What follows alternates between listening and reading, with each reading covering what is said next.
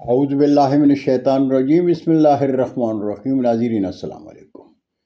YouTube news channel Kharian gazette میں ہوں گل بخشال۔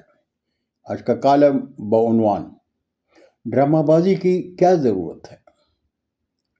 ناظرین، اڈیالہ جیل میں بیٹھ کر پاکستان میں عوام کی حکمرانی، قومی استحکام اور آزاد جمہوری ریاست کے لیے مغرب پرستوں سے لڑنے والے عمران خان نے خیبر پختونخوا کے لیے باوجود کئی ایک مشکلات کے ایک عام ورکر کو وزیر اعلیٰ منتخب کروا کر دنیا پر ثابت کر دیا ہے کہ عمران خان صرف سیاستدان ہی نہیں، ایک باکمال قومی لیڈر ہیں۔ عمران خان موروثی سیاست سے بالاتر سوچتے ہیں۔ وہ خاندان کو نہیں، پاکستان کو سوچتے ہیں، پاکستان کے غیور عوام کے خوبصورت مستقبل کو سوچتے ہیں۔ عمران خان نے عملی طور پر ثابت کر دیا کہ تحریک انصاف مڈل کلاس قیادت پر یقین رکھتی ہے۔ سیاسی تجزیہ نگار لکھتے ہیں کہ سہیل آفریدی کے وزیر اعلیٰ کے منصب سے موروثی سیاستدان اور ان کے سہولتکار پریشان تھے، اس لیے کہ انہوں نے عالمی طاقتوں کے ساتھ کچھ خفیہ معاہدے کیے ہیں۔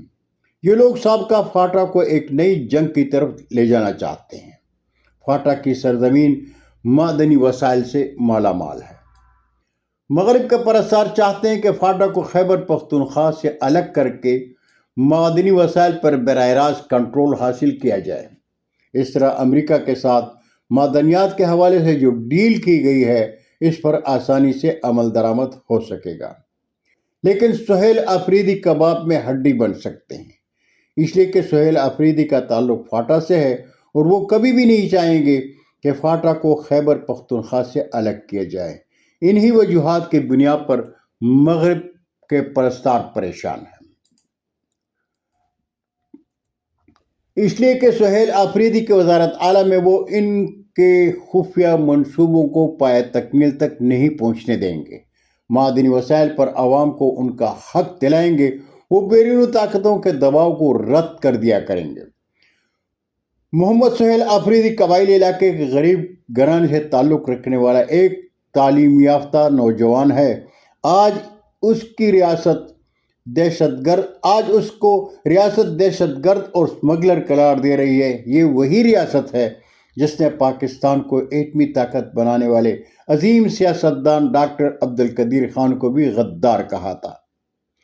اداروں کی ہر ممکن کوشش تھی کہ سہیل آفریدی وزیر اعلیٰ نہ بن پائیں، لیکن وہ تو وزیر اعلیٰ بن گئے ہیں۔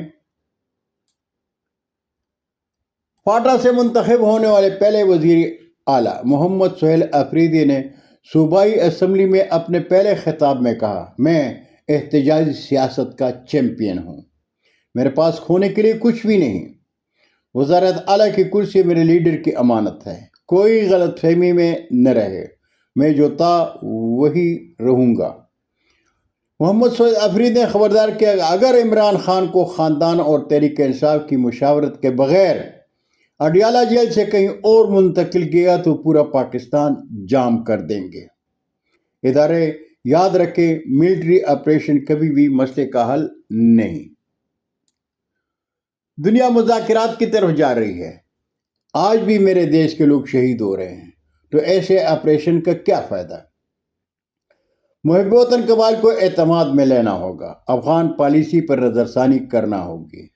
سہیل آفریدی نے تحریک لبیک پاکستان کے خلاف مریدکے میں پولیس آپریشن کی مذمت کرتے ہوئے کہا کہ قوم اس ظلم و بربریت کا انتقام لے گی۔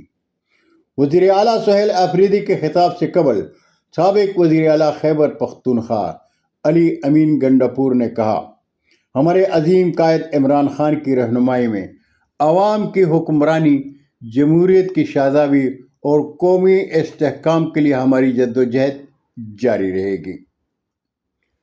خیبر پختونخوا میں تحریک انصاف کی واضح برتری کے باوجود تخت اسلام آباد اور اس کے سہولتکار خیبر پختونخوا میں آئینی بحران پیدا کر رہے ہیں۔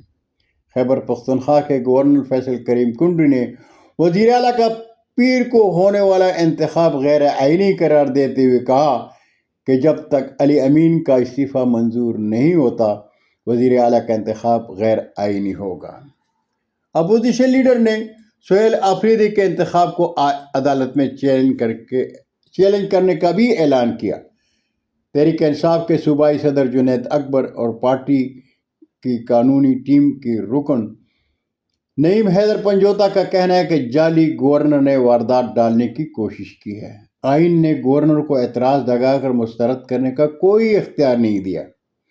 دستخط پر اعتراض تب ہوتا ہے جب کوئی بندہ موجود نہ ہو، اس کو کوئی جانتا نہ ہو، بندہ غائب ہو، سائٹ پر ہو، حالانکہ ویڈیو بیان کے بعد ضرورت ہی نہیں رہتی۔ دستخط اس لیے چیک کیے جاتے ہیں کہ کہیں بندے کی مرضی نہ ہو یا کسی نے جعلی دستخط کرتے ہوں۔ جب بندہ چلا کر کہہ رہا ہے کہ استعفیٰ دے دیا تو ڈرامہ بازی کی کیا ضرورت ہے؟ بہت شکریہ ناظرین، زندگی نے ساتھ دیا تو برقی رابطے میں ایک بار پھر ملاقات ہوگی۔ جاتے جاتے درخواست ضرور کروں گا کہ میرے چینل کو سبسکرائب کریں، دوستوں کے ساتھ شیئر کریں اور چینل کی گھنٹی ضرور بجائیں۔ اللہ تعالی ہم سب کا پاکستان کا حامی و ناصر ہو۔ پاکستان زندہ باد۔